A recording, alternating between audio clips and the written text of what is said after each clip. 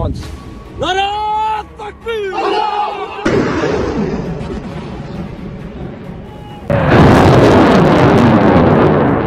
Operation সিঁদুরের জবাবে পুরো দস্তুর পাল্টা আঘাত শুরু করেছে পাকিস্তান।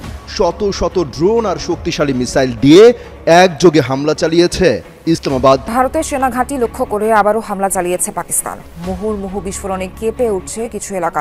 ভারতের মতো চুপি চুপি নয়, পাকিস্তান মিসাইল মারলে দুনিয়া দেখবে, সবাই জানবে। পাকিস্তান ভয়ঙ্কর হামলা করেছে 36টি সামরিক স্থাপনায়, তার মধ্যে একটি অত্যন্ত গুরুত্বপূর্ণ, সেটি হচ্ছে ভারতের সুপারসনিক ব্রহ্মস ক্ষেপণাস্ত্রের মজুদাগার, অর্থাৎ সেই যেটা দিয়ে মানে যে সমস্ত সামরিক সরঞ্জাম ব্যবহার করে ক্ষেপণাস্ত্রগুলো পরিচালনা করা হতো, সেই জায়গায় হামলা করেছে এবং সেটি ধ্বংস করে দিয়েছে। রাতভর মোটামুটি প্রায় সারা রাতি জম্মু কাশ্মীর, আজাদ কাশ্মীরের বিভিন্ন জায়গায়, জেলা, শহরে, গ্রামে, প্রত্যন্ত অঞ্চলে গোলাগুলির ঘটনা ঘটেছে। এবং দিন শেষে আমরা তথ্য পেলাম যে আপনার দুই দেশই পাল্টাপাল্টি দাবি করেছে যে তাদের সেনা হতাহতের খবর। পাকিস্তানের প্রতিরক্ষা মন্ত্রী খাজা আসিফ তিনি দাবি করছেন যে সীমান্তে এই গোলা বিনিময়ের ঘটনায় 25 জন ভারতীয় সেনা নিহত হয়েছে। আসসালামু আলাইকুম প্রিয় দর্শক শ্রোতা, নতুন একটা ভিডিওতে জানাচ্ছি আপনাদের স্বাগতম। এইমাত্র পাওয়া তাজা এবং গরম খবর। আজকের এই ভিডিওটি কেমন হবে, কতটা গুরুত্বপূর্ণ, কতটা চাঞ্চল্যকর, ভিডিওর অংশ বিশেষ এবং শিরোনাম দেখে আপনারা ইতিমধ্যে বুঝে গেছেন কেমন হবে আজকের এই ভিডিওটি। বিশেষ করে আজকের এই ভিডিওতে আপনারা দেখতে চলেছেন বর্তমান প্রেক্ষাপটের আলোচিত এবং সমালোচিত সকল খবরগুলো। আশা রাখবো সম্পূর্ণ ভিডিওটি দেখে যাবেন, একটু স্কিপ করবেন না। প্রিয় দর্শক শ্রোতা, আমি আর বেশি কথা বাড়াবো না, সরাসরি আপনাদের বিস্তারিত ভিডিওতে নিয়ে যাবো। তার আগে একটা রিকোয়েস্ট করবো, যারা এরকম ভিডিও দেখতে পছন্দ করেন এই চ্যানেল সাবস্ক্রাইব করে পাশে থাকে বেল আইকনটি বাজিয়ে রাখবেন। ইতিমধ্যে যারা এই চ্যানেলটি সাবস্ক্রাইব করে দিয়েছেন তাদের জানাচ্ছি অসংখ্য ধন্যবাদ। সেই সাথেই এই ভিডিওটি কে কোথা থেকে দেখছেন অবশ্যই কমেন্ট সেকশনে বলে যাবেন। চলুন এই ভিডিওতে লাইক করে দিয়ে আমরা বিস্তারিত ভিডিওগুলো মোবাইলের স্ক্রিন থেকে ধারাবাহিকভাবে একের পর এক দেখে আসি।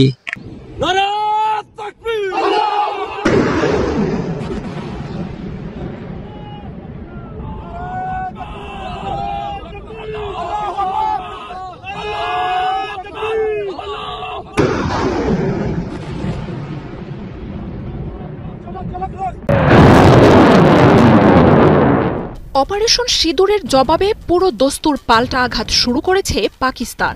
শনিবার ভোরে ভারতীয় ভূখণ্ডে অপারেশন বুনিয়ান আন মারসুসের আনুষ্ঠানিক ঘোষণা দেয় পাকিস্তান। ভারত নিয়ন্ত্রিত জম্মু কাশ্মীরের স্থানে স্থানে শোনা যাচ্ছে ভয়াবহ বিস্ফোরণ। পাঞ্জাবেও শোনা যাচ্ছে হামলার খবর। ভারতের সামরিক অন্তত 3টি বিমান ঘাঁটিতে হামলার দাবি করেছে পাকিস্তান। জবাবে শাহবাজ শরীফের দেশের 3 বিমান ঘাঁটিতে হামলার বার্তা দিচ্ছে ভারতীয় বাহিনী। হামলা পাল্টা হামলায় উভয় দেশেই আকাশ সীমায় জারি হয়েছে বিধিনিষেধ। বিস্ফোরক দাবিতে ভারতের রুশ প্রতিরক্ষা ব্যবস্থা S-400 ধ্বংসেরও দাবি করছে পাকিস্তান। এমনকি দিল্লিকে লক্ষ্য করেও পাকিস্তান ফতেহ ব্যালিস্টিক মিসাইল ছুড়েছিল বলে দাবি উঠেছে। বুনিয়ান মারসুস বা বুনিয়ান আন মারসুস কোরআনের একটি ভাষ্য। এর অর্থ সীসার তৈরি কাঠামো। কোরআনে বলা হয়েছে আল্লাহ তাদেরই ভালোবাসেন যারা যুদ্ধের ময়দানে তার দেখানো পথে লড়াই করেন, সীসার তৈরি শক্ত কাঠামোর মতো। অপারেশন বুনিয়ান মারসুসের মাধ্যমে ভারতে একাধিক হামলা চালানোর দাবি করেছে পাক বাহিনী। ডনের তথ্য অনুযায়ী ভারতের বিদ্যুৎ গ্রিডে সাইবার হামলায় অন্তত 70% অচল হয়ে গেছে। ক্ষেপণাস্ত্র ঠেকাতে ব্যবহার করা রাশিয়ার সর্বাধুনিক আকাশ প্রতিরক্ষা ব্যবস্থা S-400 ধ্বংসের মতো বিস্ফোরক দাবিও এনেছে দেশটি। চীনের JF-17 থেকে ছোড়া মিসাইলে $1.5 বিলিয়ন এই আকাশ প্রতিরক্ষা ধ্বংস করার দাবি করছে শাহবাজ শরীফের সেনারা। হামলায় ভারতের পক্ষ থেকে এরই মধ্যে বেশ কয়েকজনের মৃত্যুর কথা নিশ্চিত করেছে কর্তৃপক্ষ। রাজৌরিতে ভারতের সামরিক গোয়েন্দা প্রশিক্ষণ কেন্দ্র সহ সেনা ব্রিগেডের সদর দপ্তরে হামলার দাবিও করছে পাকিস্তান। ভারতের ব্রাহ্মস ক্ষেপণাস্ত্র ভাণ্ডারে আঘাত করার কথাও জানিয়েছে ডন। হামলা হয়েছে পাঠানকোট সহ ভারতের একাধিক বিমান ঘাঁটিতে। অন্তত 26টি সামরিক স্থাপনায় একযোগে ড্রোন হামলা ঠেকানোর দাবি করছে ভারত। পাকিস্তানের উপপ্রধানমন্ত্রী বলছেন আত্মরক্ষার্থে পাল্টা হামলা শুরু করেছে তার দেশ। ভারতের অপারেশন সিঁদুর সহ কয়েকদিনের ড্রোন হামলাকে সার্কাস জানিয়ে নরেন্দ্র মোদীর দেশটিকে আধিপত্য বিস্তারের কোনো সুযোগ দেওয়া হবে না বলেও বার্তা দিয়েছেন তিনি। পাকিস্তানের বিরুদ্ধে পাল্টা হামলা চালাচ্ছে ভারতও। করাচি থেকে ইসলামাবাদ গুরুত্বপূর্ণ শহরগুলোতে বিস্ফোরণের তথ্য জানাচ্ছে ভারতীয় সূত্রগুলো। ইসলামাবাদের কাছেই রাওয়ালপিন্ডির নূর খান বিমান ঘাঁটিতে বিস্ফোরণ ঘটেছে বলে দাবি ভারতের। এছাড়াও মুরিদ এয়ারবেজ ও পাঞ্জাবের রাফিকি বিমান ঘাঁটিতেও ভারত হামলা চালিয়েছে বলে জানাচ্ছে পাকিস্তান। দুই দেশের হামলা পাল্টা হামলায় পাকিস্তানের আকাশ সীমা সম্পূর্ণ বন্ধ রয়েছে বলে জানাচ্ছে গণমাধ্যমগুলো। এছাড়াও ভারতেরও উত্তর ও পশ্চিমাঞ্চলে আকাশ সীমায় বিমান চলাচল বন্ধ রাখা হয়েছে। ভারতের বিরুদ্ধে পূর্ণ শক্তি নিয়ে নেমে পড়েছে পাকিস্তান। শত শত ড্রোন আর শক্তিশালী মিসাইল দিয়ে একযোগে হামলা চালিয়েছে ইসলামাবাদ। এতে কয়েকদিন ধরে চলা যুদ্ধ খেলা যেন রীতিমতো ফাইনাল ম্যাচে গড়ালো। জম্মু কাশ্মীর ও পাঞ্জাব সহ উত্তর পশ্চিম ভারতের বিভিন্ন অঞ্চলের অন্তত ৩৬ জায়গায় ড্রোন ও আর্টিলারি হামলা চালিয়েছে পাকিস্তান। বারামুলা থেকে ভুজ পর্যন্ত বিস্তৃত এই হামলায় বহু ক্ষয়ক্ষতি হয়েছে। শুক্রবার রাতে পাকিস্তান এই হামলা চালায় বলে স্বীকার করে নিয়েছে ভারতের সেনাবাহিনী। ভারত দাবি করছে গত ২৪ ঘন্টায় পাকিস্তান প্রায় ৪০০টি তুর্কি নির্মিত সোনগার্ড ড্রোন দিয়ে সব হামলা চালায়। এমনকি ভারী কামান পর্যন্ত ব্যবহার করে গোলাবর্ষণ করে, যার ফলে কিছু সেনা সদস্য নিহত হয়েছে বলেও জানায় ভারত। জানানো হয় হামলার লক্ষ্যবস্তু ছিল জম্মু, সাম্বা, পাঠানকোট, উধমপুর, নাগরোটা, বারামুলা সহ শ্রীনগরের মতো এলাকা। এসব অঞ্চলে থেমে থেমেই বিস্ফোরণের শব্দ শোনা গেছে। ভারতের দাবি, শ্রীনগর বিমানবন্দর ও আওয়ান্তিপোরা বিমান ঘাঁটিতে ড্রোন হামলার চেষ্টা করলে তা আগেই ভূপাতিত করা হয়। মোদির সেনাবাহিনী জানিয়েছে তারা সর্বোচ্চ সতর্কতায় রয়েছে এবং সব ড্রোন হুমকি মোকাবেলায় অ্যান্টি ড্রোন সিস্টেম ব্যবহার করছে। এলওসির কাছে পাকিস্তানি বাহিনীর একাধিক যুদ্ধবিরতি লঙ্ঘনের জবাবে পাল্টা হামলা চালানো হয়েছে বলেও জানায় ভারত। ক্ষতিগ্রস্ত এলাকার বাসিন্দারা জানিয়েছেন আকাশে একাধিক ড্রোন ঘোরাফেরা করতে দেখা গেছে এবং বিস্ফোরণ ও অ্যান্টি এয়ারক্রাফট গান ছোড়ার শব্দ শুনতে পাওয়া গেছে। নিরাপত্তার জন্য অনেক জেলায় ব্ল্যাকআউট জারি করা হয় এবং সাইরেন বাজিয়ে সতর্ক করা হয়। ভারতের পররাষ্ট্র সচিব বিক্রম মিস্ত্রি বলেন, পাকিস্তান বেসামরিক বিমানকে ঢাল হিসেবে ব্যবহার করেছে এবং উপাসনালয়ে হামলা চালিয়েছে, যা আন্তর্জাতিক নিয়মের লঙ্ঘন। উইং কমান্ডার বিওমিকা সিং জানান, ভারত পাল্টা জবাবে পাকিস্তানের 4টি এয়ার ডিফেন্স ঘাঁটিতে সশস্ত্র ড্রোন হামলা চালায়, যার মধ্যে একটি রাডার ধ্বংস করে দেয়া হয়। সবখানে পাকিস্তানের ভূত দিচ্ছে ভারত। বৃহস্পতিবার ভারত দাবি করে পাকিস্তানি সেনাবাহিনী 15টি স্থানে মিসাইল হামলা চালিয়েছে। আর পাকিস্তান বলছে ভারতের মতো চুপি চুপি নয়, পাকিস্তান মিসাইল মারলে দুনিয়া দেখবে, সবাই জানবে। 7 মে 2025 মধ্যরাত ভারতের আকাশে ধ্বংস হয় 5টি যুদ্ধ বিমান, যার মধ্যে 3টি ফ্রান্সের তৈরি রাফায়েল। ধ্বংস হয় ইসরায়েলে তৈরি 29টি ড্রোন বিমান। পাকিস্তানের দৃঢ় মোকাবিলায় ভারতের প্রতিরক্ষা ব্যবস্থার অক্ষমতা প্রকাশ হয়ে পড়ে। কিন্তু এরপরই ভারত শুরু করে একের পর এক নাটক। নাটকের প্রথম দৃশ্যে অভিযানের ব্রিফিংয়ে ভারত পাঠায় এক মুসলিম নারীকে। ভারতের বিমান ও ড্রোন ধ্বংসের খবর পুরোপুরি চেপে যায় তারা। কিন্তু বিবিসি বিমানের ধ্বংসাবশেষ দেখালে ভারতের ঘোল পাল্টে যায়। নাটকের দ্বিতীয় দৃশ্যে ভারতের প্রতিরক্ষা মন্ত্রণালয় দাবি করে পাকিস্তান 15টি স্থানে মিসাইল হামলা চালিয়েছে। অমৃতসর, জম্মু কাশ্মীর সর্বত্র ধ্বংসযজ্ঞের ছবি দেখায় ভারতীয় মিডিয়া। পাকিস্তান এই দাবিকে তুড়ে মেরে উড়িয়ে দেয়। পররাষ্ট্রমন্ত্রী ইসাকদার এবং ডিজিআইএসপিআর লেফটেন্যান্ট জেনারেল আহমেদ শরীফ চৌধুরী বলেন, ভারত নিজেই নিজের ভূখণ্ডে 4টি মিসাইল ছুড়েছে, যা অমৃতসরে আঘাত হেনেছে। স্মরণ করা যেতে পারে, গত নির্বাচনে পাঞ্জাবে গোহারা হেরেছে নরেন্দ্র মোদীর বিজেপি। সে কারণেই কি পাঞ্জাবের অধিবাসীদের পাকিস্তানি জুজুর ভয় দেখালেন মোদীজি? পাকিস্তান দাবি করেছে তারা 29টি ভারতীয় ড্রোন গুড়িয়ে দিয়েছে। এর মধ্যে একটি ড্রোন রাওয়ালপিন্ডি স্টেডিয়ামের উপর দিয়ে উঠছিল। পিএসএল চলার সময়ে ক্রিকেট স্টেডিয়ামে ড্রোন পাঠানোর উদ্দেশ্য কি? আন্তর্জাতিক ক্রিকেটারদের ভয় দেখানো? পাকিস্তান যদি পাল্টা আইপিএল এর কোন স্টেডিয়ামে মিসাইল বা ড্রোন পাঠায়, তা কি করে সামলাবে ভারত? ভারতের ড্রোন হামলায় পাকিস্তানের 31 জন বেসামরিক নাগরিক নিহত হয়। ভারতের দাবি, এই অভিযান পেহেলগাঁওয়ে বেসামরিক ভারতীয় নাগরিক হত্যার প্রতিশোধ। কিন্তু যে জঙ্গি বা পাকিস্তানি সেনাদের বিরুদ্ধে ভারতের অভিযোগ, তারা সবাই অক্ষত আছে। বেসামরিক সাধারণ মানুষের প্রাণহানিতে সংকটের সমাধান হবে নাকি সংকট আরো বাড়বে? কেন বারবার নাটক করছে ভারত? নিরাপত্তা বিশ্লেষকরা বলছেন, এই ডাইভারশন সামরিক কৌশলেরই অংশ। গত 5 বছরে ভারত পাকিস্তান সীমান্তে 2300 বার যুদ্ধবিরতি লঙ্ঘন করেছে। জাতিসংঘের রিপোর্টও বলছে কাশ্মীরে ভারতের মানবাধিকার লঙ্ঘনের প্রমাণ মিলেছে। তবে পাকিস্তান স্পষ্টভাবে জানিয়ে দিয়েছে, যখন আমরা জবাব দেব বিশ্ব তা দেখবে। আন্তর্জাতিক গণমাধ্যমগুলো জানাচ্ছে পাকিস্তানের নিউক্লিয়ার কমান্ড অথরিটি সতর্ক অবস্থানে আছে। এরই মধ্যে পাকিস্তান 12টি ব্যালিস্টিক মিসাইল টেস্ট করেছে, যা ভারতের যে কোনো জায়গায় আঘাত হানতে সক্ষম। আন্তর্জাতিক সম্প্রদায় উভয় পক্ষকেই সংযমী হতে আহ্বান জানিয়েছে। ইরানের পর সৌদি পররাষ্ট্রমন্ত্রীও এখন পাকিস্তানে। চীন পাকিস্তানের সাথে বন্ধুত্বের কথাও বলার পাশাপাশি উভয় পক্ষকে সংযম দেখানোরও আহ্বান জানিয়েছে। রাশিয়া, আমেরিকা, ইউরোপীয় ইউনিয়ন সহ সারা পৃথিবী সংঘাত বন্ধ করে শান্তির কথা বলছে, কিন্তু ভারত বরাবরের মতো সবখানেই পাকিস্তানের ভূত দেখছে।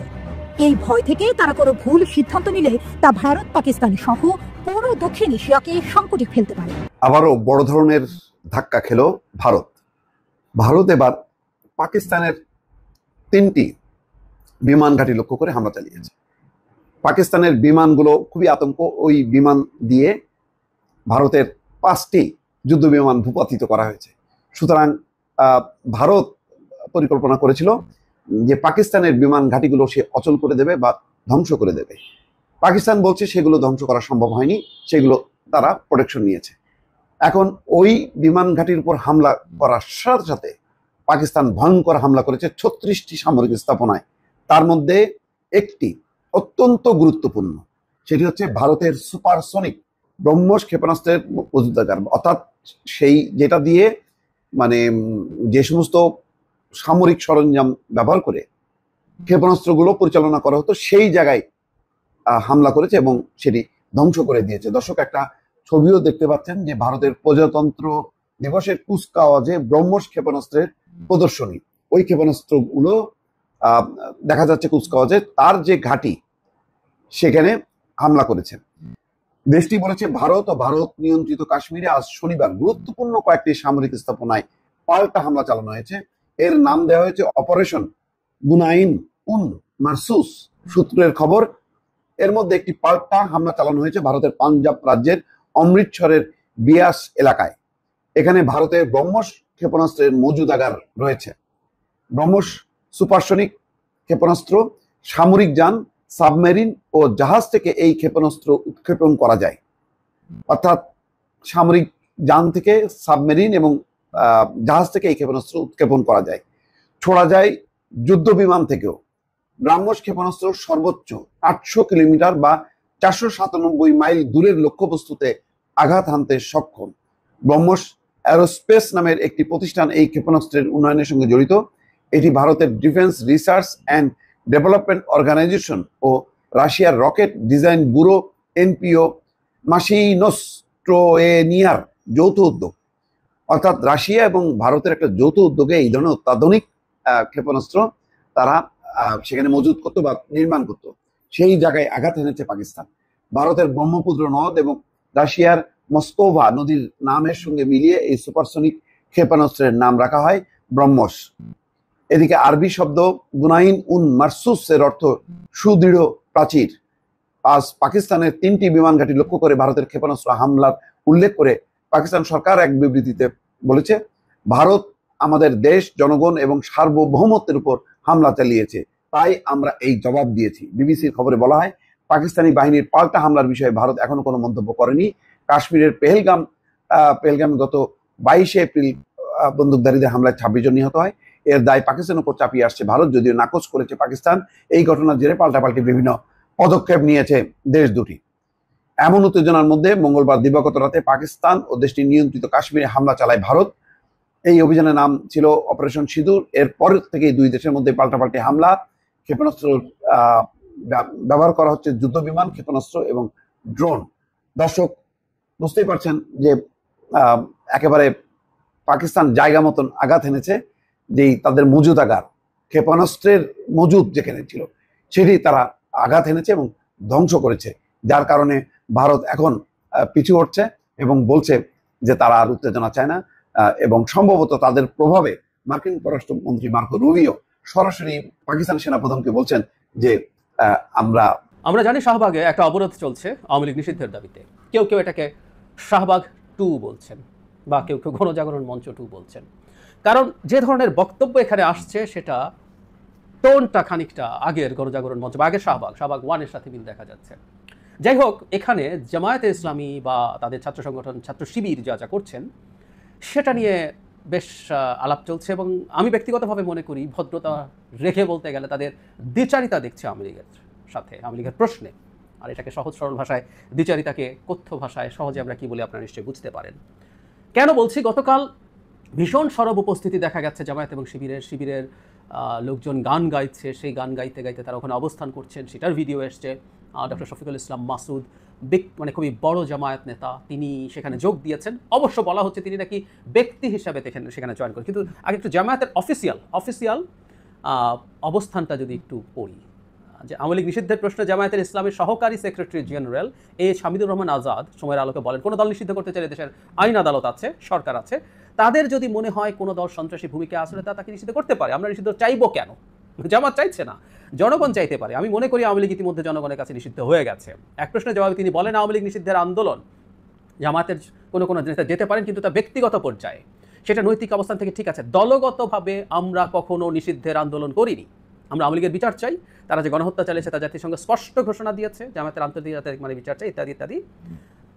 সুতরাং অফিসিয়ালি আওয়ামী লীগের নিষিদ্ধ করার কোনো আন্দোলন তারা করছেন না। জনাব মাসুদ যে ওখানে গেছেন সেই ব্যাপারে সেটা তার ব্যক্তিগত বলছেন। সময়ের আলো এই পত্রিকাটা একটা খুবই চমৎকার রিপোর্ট করেছে। আমি বলবো, জামায়াতকে আওয়ামী লীগ নিষিদ্ধ চায়? জবাবে খুদে বার্তা পাঠিয়ে জামায়াতের শফিকুল ইসলাম মাসুদ জানান হ্যাঁ চায়। তারপর তাকে জিজ্ঞেস করা হচ্ছে তিনি ব্যক্তিগতভাবে না দলের পক্ষ হয়ে আন্দোলনে একাত্মতা পোষণ করেছেন। এই প্রশ্নের জবাব দেননি মাসুদ। জনাব মাসুদের তো জবাব দেওয়া উচিত ছিল যে তিনি ব্যক্তিগতভাবে তার নেতা যেভাবে বলছেন। তার মানে আমরা এভাবে যদি খেয়াল করি, সেটা হচ্ছে জামায়াত দুদিকেই আছে। আওয়ামী লীগ নিষিদ্ধ করবার আন্দোলনে অফিসিয়ালি নাই, আবার একটা দল পাঠিয়ে দিয়ে সেখানে জনসমর্থনও দিচ্ছে। আমরা খুব চোখ বন্ধ করে নিশ্চিত হতে পারি এনসিপির হাসনাত আব্দুল্লাহ এটা ডাক দিয়েছেন, আবার কেউ এর মধ্যে একটু নাটকের চেষ্টা আছে যে হাসনাত আব্দুল্লাহরা বলছেন এটা এনসিপির ব্যাপার না। মানে আমরা একটু খেয়াল করি তো, জনাব রুহুল কবির রিজভী একটা সমাবেশে ডাক দিলেন, সবাইকে আসতে বললেন, এবং আমরা বলবো এটা বিএনপির নেতা জনাব রুহুল কবির রিজভীর নিজস্ব বা প্রাইভেট অ্যাডভেঞ্চার। সরি, যাই তারা ডাক দিয়েছিলেন, কিন্তু এনসিপির জনসমর্থন সম্পর্কে আমাদের ধারণা হয়ে গেছে। অনেকগুলো ঘটনায় দেখেছি আদতে তাদের সাথে কারা আছে। সো যে কিছু মানুষ এখানে দেখা যায় তারা মূলত জামায়াত এবং অন্যান্য আরো ফার রাইট ইসলামিস্ট যে শক্তিগুলো আছে তাদের।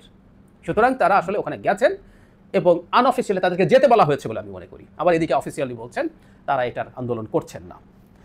জামায়াতের দ্বিচারিতা আওয়ামী লীগ নিয়ে এটাই প্রথম না। আমরা স্মরণ করব, এটাকে আমি জামায়াতের একটা অমার্জনীয় অপরাধ বলে মনে করি। জাতিসংঘের মানবাধিকার বিষয়ক হাই কমিশন যখন আওয়ামী লীগের এই বিভৎসতার মানবতা বিরোধী অপরাধের তদন্ত করতে আসে, তখন তারা তাদের রিপোর্টে স্পষ্টভাবে বলছেন বিএনপি এবং জাতীয় পার্টির টপ অফিসিয়ালস অনেকের সাথে তারা কথা বলেছেন, কিন্তু তারা জামায়াত এবং শিবির কারোর সাথে অফিসিয়ালি যোগাযোগ করে কোনো রেসপন্স পাননি।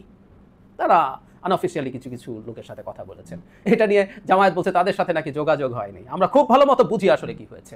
এটা মিলবে জামায়াত আমির, মানে উনি লন্ডনে গিয়েছিলেন, লন্ডনে গিয়ে তিনি বলছেন, আমি একটু পড়ি। জনাব শফিকুর রহমান বলেন, এই তারিখটা হচ্ছে 14 নভেম্বর 2024। আমরা ইউনাইটেড বাংলাদেশ গড়তে চাই। আমি বারবার ফ্যাসিজম আর ফ্যাসিস্ট বলা পছন্দ করি না, কারণ ওরাও তো আমাদের পরিবারের সদস্য, রাজনৈতিক পরিবারের সদস্য। আওয়ামী লীগ সম্পর্কে তিনি বলছেন। তাহলে কি দাঁড়ালো? আওয়ামী লীগ প্রশ্নে তারা সব কিছু করবেন, সব দিকে করবেন। জামায়াত সম্পর্কে এই আলোচনা আসলে আছে, তারা বিভিন্ন জায়গায় বিভিন্ন ক্ষেত্রে বিভিন্ন রকম পকেট তৈরি করে। এটা সাংগঠনিক পকেটও আছে। অনেকগুলো দল আছে যেগুলোকে অ্যাপারেন্টলি মনে হয় জামায়াতের খুব বিরোধী, কিন্তু তারা জামায়াতেরই ছোট একটা অংশ কিনা সেই আলাপ আছে। এক্স শিবির বলে একটা বর্গ তারা তৈরি করেছেন, যেটা আদতে শিবির। সেরকম নানানভাবে তারা নানান জায়গায় নানান গ্রুপ দল তৈরি করেন, যেটাকে যেখানে যেভাবে প্রয়োজন সেভাবে ব্যবহার করেন, এবং তারা এমন কিছু কাজও করেন যাতে তাদের অবস্থান বোঝা কঠিন হয়। যখন আওয়ামী লীগ প্রশ্নে অবস্থান আসবে তখন বলবেন, হ্যাঁ আমরা তো শাহবাগে গিয়েছিলাম, আমরা তো ওখানে শিবিরের ছেলেরা গান গেয়ে এটা করেছে, ডক্টর শফিকুল ইসলাম মাসুদের মতো সিনিয়র মানুষ গেছেন, ওখানে থেকেছেন, ওনার সাথে লোকজন গেছে। আবার যদি বলা হয় আপনারা এখানে গেছেন কারণ কোনোদিন যদি পরিস্থিতি খারাপ হয়, সেদিন বলবে এই যে আমাদের অফিসিয়াল স্টেটমেন্ট আছে, আমরা তো ওখানে দলগতভাবে যাইনি, কেউ তার ব্যক্তিগত পর্যায়ে যেতে চাইলে তো যেতে চাইতেই পারে, এইসব কথাবার্তা বলা যাবে।